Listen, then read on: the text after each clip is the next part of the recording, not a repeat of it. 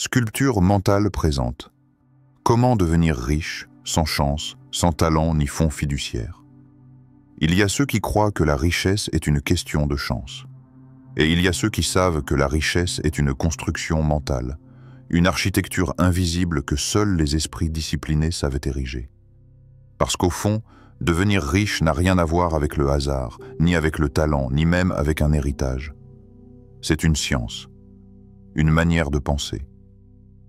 Un art que Machiavel lui-même a compris avant tout le monde, celui de transformer l'esprit en instrument de pouvoir et la volonté en empire durable. Bienvenue sur Sculpture mentale, la chaîne où chaque mot est conçu pour façonner ton esprit, aiguiser ta perception et te rappeler que tout changement extérieur commence d'abord dans le silence intérieur. Ici, nous explorons les mystères de l'esprit humain, les lois invisibles du succès et les principes intemporels qui transforment la pensée en richesse réelle. Avant de plonger dans le cœur du sujet, abonne-toi à Sculpture mentale et active la cloche de notification pour ne manquer aucune nouvelle exploration de l'esprit et des stratégies mentales de ceux qui façonnent leur propre destin.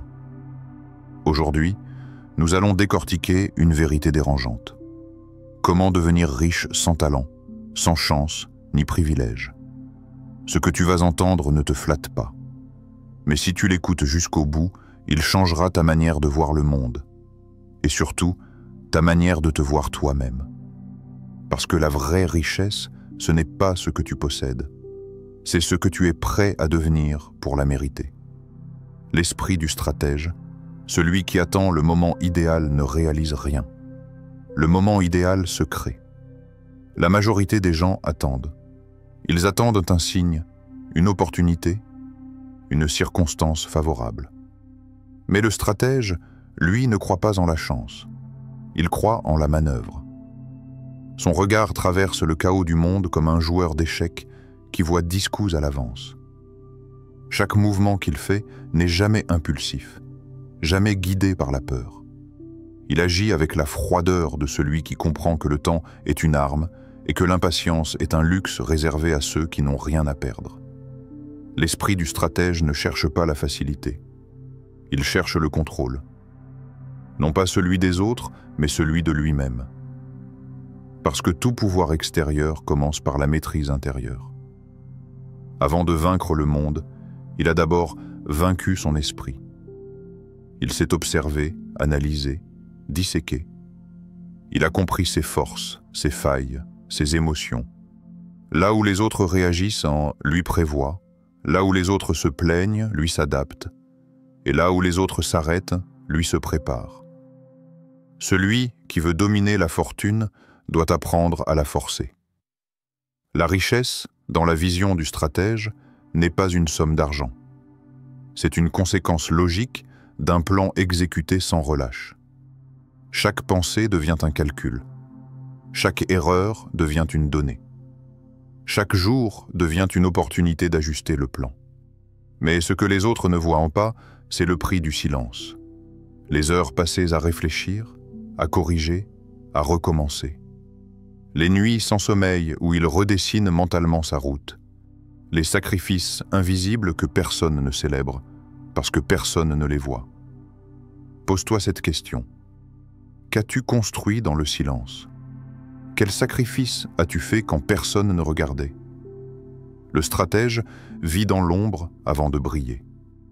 Il sait que les grandes conquêtes ne se gagnent jamais sous les projecteurs. Il agit sans bruit, car le bruit attire les prédateurs. Son arme, c'est la préparation. Sa force, c'est la patience. Et sa victoire, c'est de savoir attendre jusqu'à ce que le monde oublie ce qu'il attendait. Rien n'est laissé au hasard. Même son échec est une pièce sur le plateau. Quand il perd, il apprend. Quand il gagne, il avance sans arrogance. Parce qu'il comprend que le jeu ne s'arrête jamais. Ceux qui envient sa réussite voient le sommet, mais pas la stratégie qu'il a construite. Ils voient la fortune, mais pas les plans tracés sur les carnets tachés d'encre et de fatigue. Ils parlent de chance, parce qu'ils ignorent l'art de la préparation invisible. La fortune est une femme. Et pour la maîtriser, il faut savoir la bousculer. Machiavel.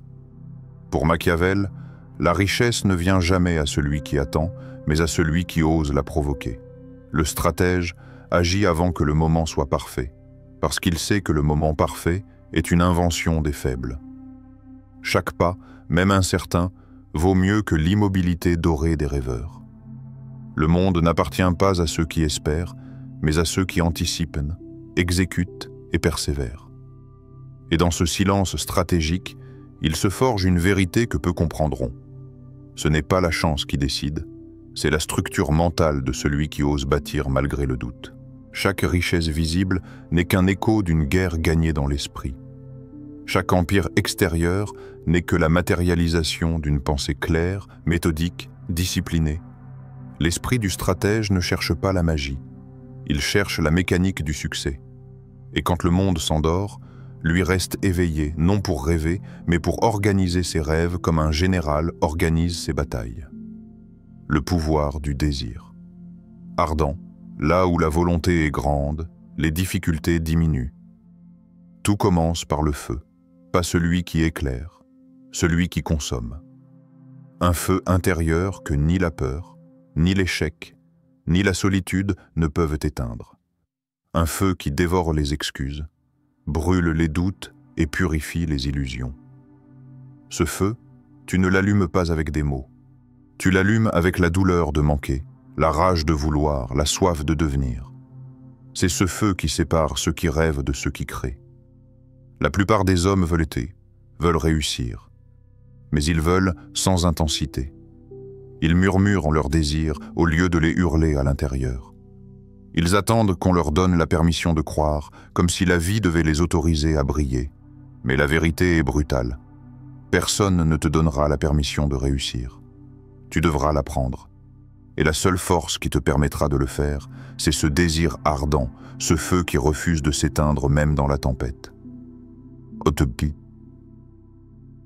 Ce n'est pas la force, mais la persévérance du désir qui fait les grandes choses. Ce feu ne se nourrit pas de hasard. Il se nourrit de ton obsession. Du matin où tu te lèves avec une idée fixe, jusqu'à la nuit où tu t'endors avec la même image dans la tête. Ce n'est pas de la folie. C'est une discipline émotionnelle, une tension constante entre ce que tu es et ce que tu veux devenir. Regarde autour de toi. Les hommes atteints vivent dans la tiédeur. Ils ne tombent jamais, mais ils ne s'élèvent jamais non plus. Ils veulent l'archilescent. Ils veulent la richesse sans brûler pour elle.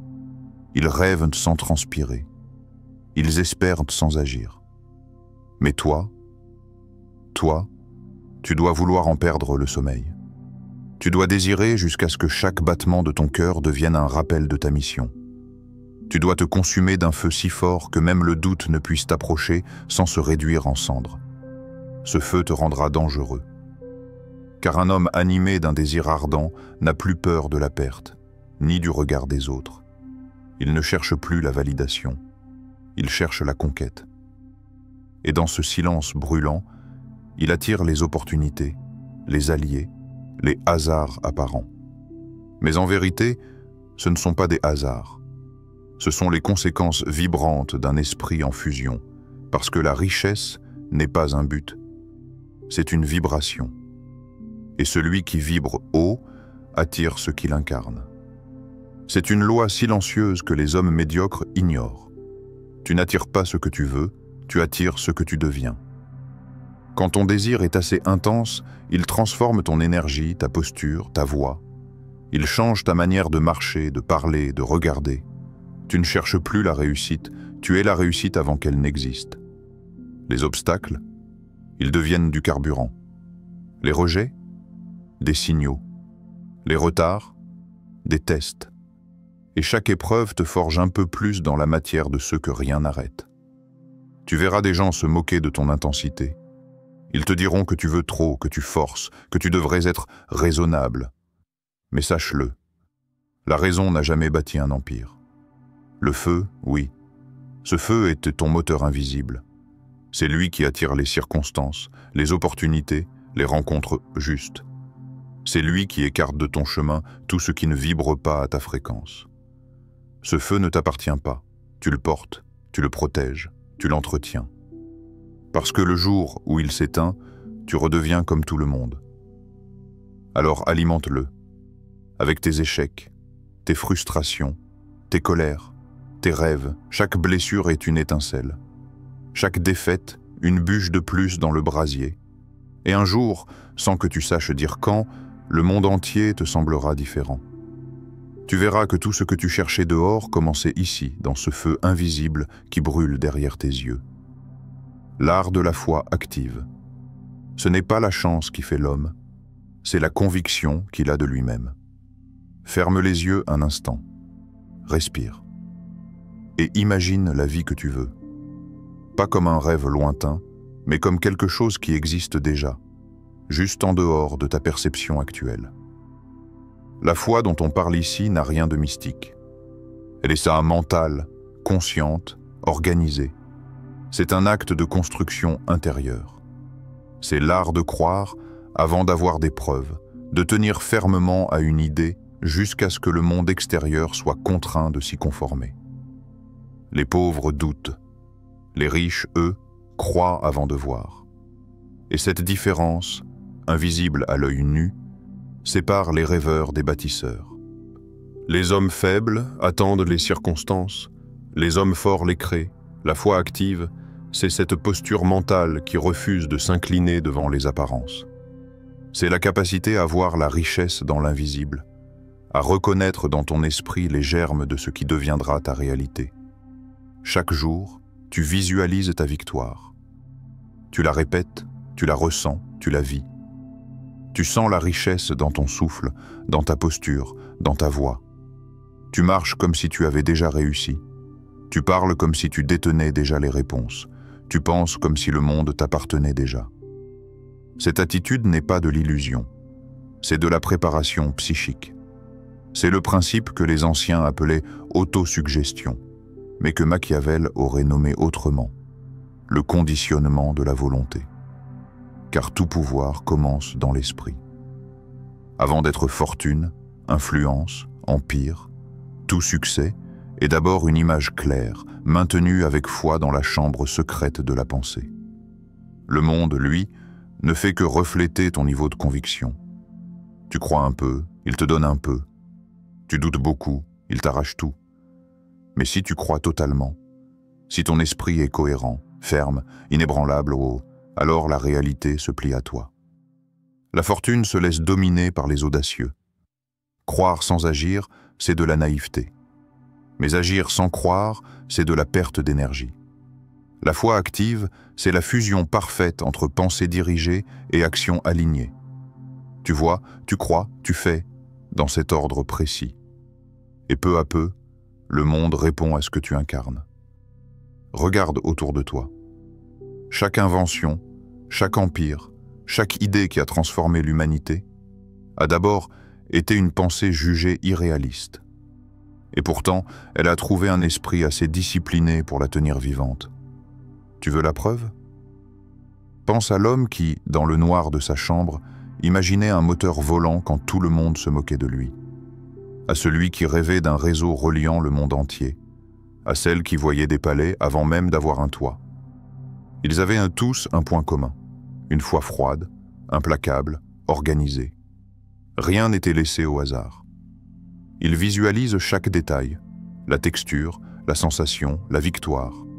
Et à force de répétition mentale, leur cerveau a cessé de distinguer ce qui était imaginé de ce qui était réel.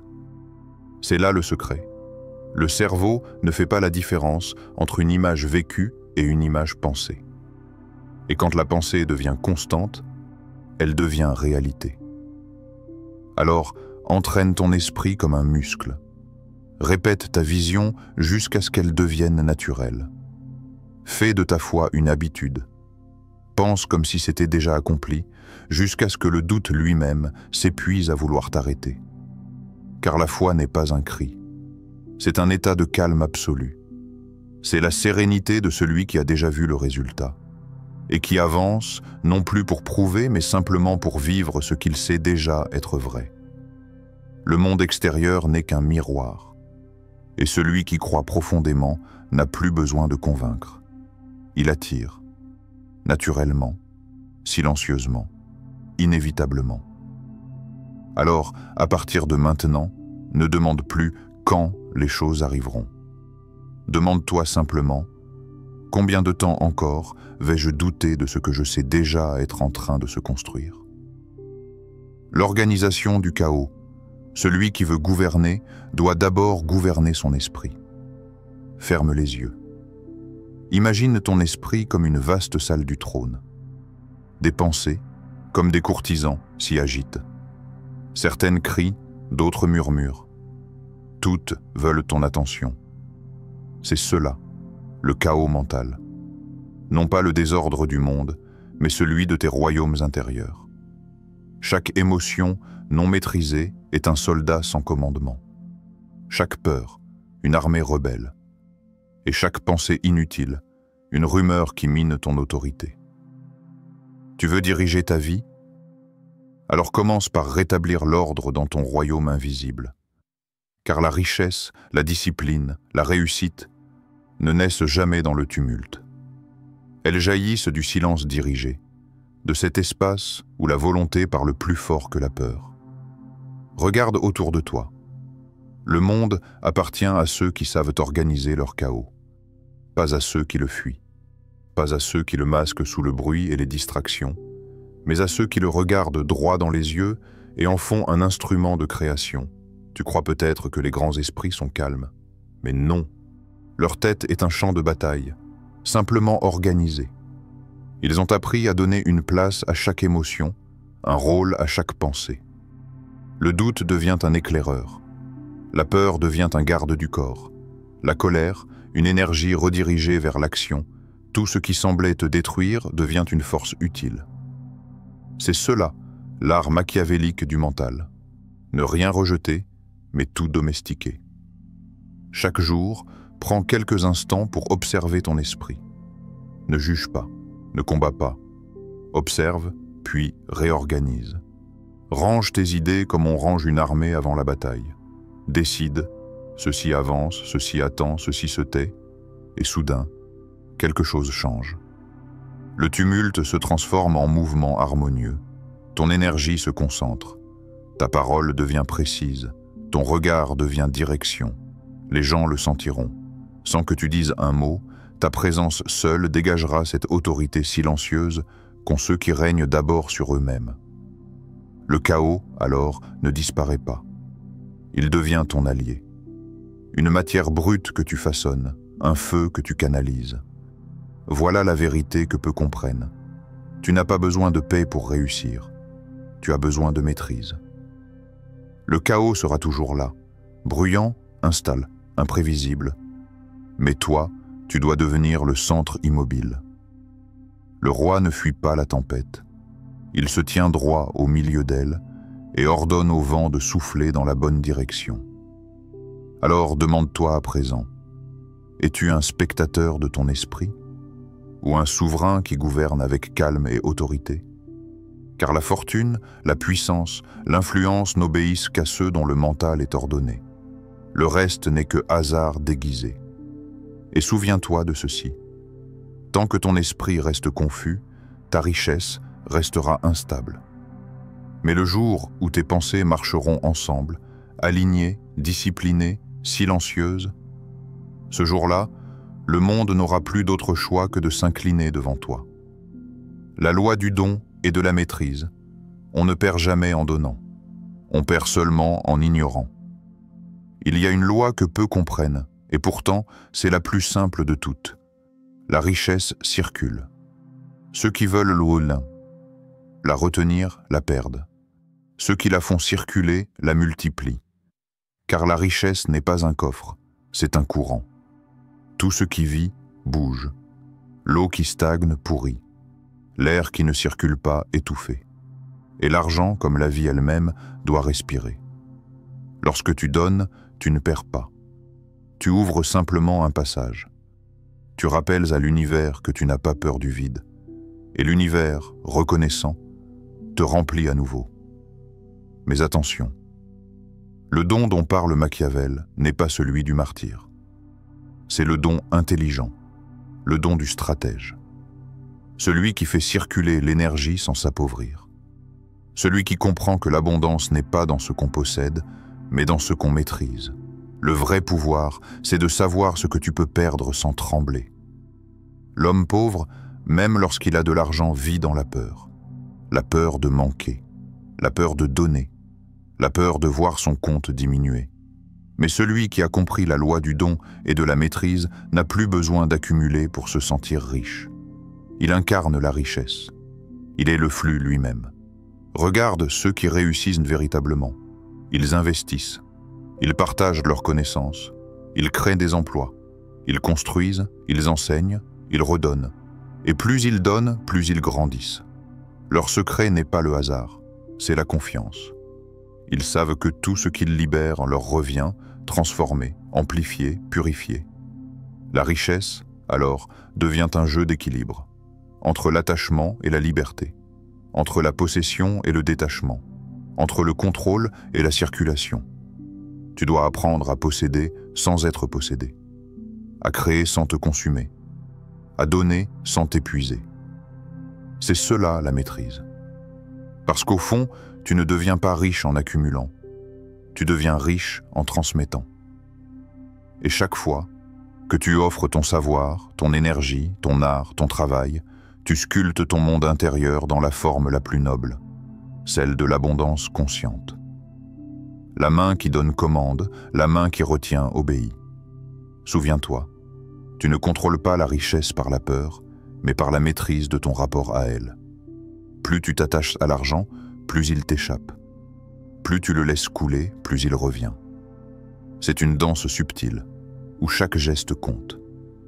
Une vibration intérieure entre le recevoir et le redonner.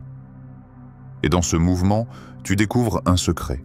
Le vrai luxe, ce n'est pas ce que tu achètes, c'est ce que tu ressens quand tu n'as plus besoin de prouver que tu es riche. Alors, regarde autour de toi. Demande-toi, qu'est-ce que tu fais circuler? De la peur ou de la confiance? De la retenue ou de la générosité? La richesse n'est pas une fin, c'est une énergie à maîtriser.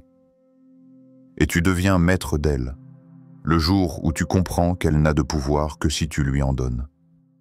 Quand tu atteins ce niveau de conscience, l'argent n'est plus un fardeau.